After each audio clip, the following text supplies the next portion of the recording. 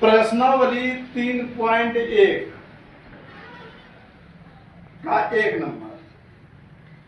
आफ्ताब अपनी पुत्री से कहता है कि 7 वर्ष पूर्व मैं तुमसे 7 गुनी आयु का था। यानी कि आफ्ताब का उम्र 30 वर्ष, समझ गए, और उसकी पुत्री की उम्र 12 वर्ष। एक माना बोले, यानी कि तो 7 वर्ष पहले कह रहा है, 7 वर्ष पहले कह रहा है, तो पिता का भी 7 वर्ष घटेगा। 7 वर्ष पहले कह रहा है तो 30 में 7 घटाएंगे, यानी कि कितना होगा 23, और पुत्री का मान लीजिए 12 है, जिसमें 7 घटाएंगे 5 होगा। उसी तरह यहाँ लिखना है कि माना कि आफ्ताब की आयु, इसमें कुछ नहीं दिया है ना, ये डिक्लेयर दिया है कि आफ्ताब की आयु कितनी है, नहीं दिया है तो एक्स मानेंगे। क्या मानेंगे? एक्स। नहीं दिया है तो क्या मानेंगे जी? और उनके पुत्री की आयु क्या मानेंगे? पुत्री की आयु क्या होगा? वाई होगा।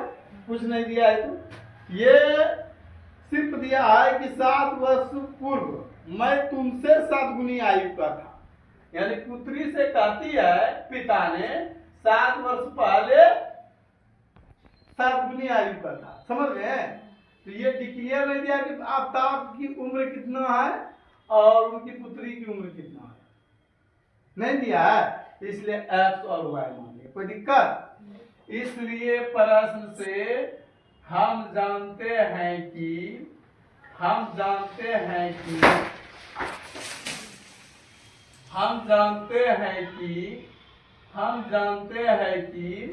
देखिए, ये मान लीजिए आफ्ताब का उम्र है, ये क्या है जी? आफ्ताब का उम्र है, यानी कि ये किनका उम्र है? उनके पुत्री की उम्र है, समझ गए?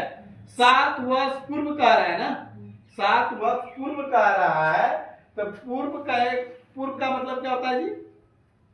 पहले। पूर्व का मतलब क्या होता है?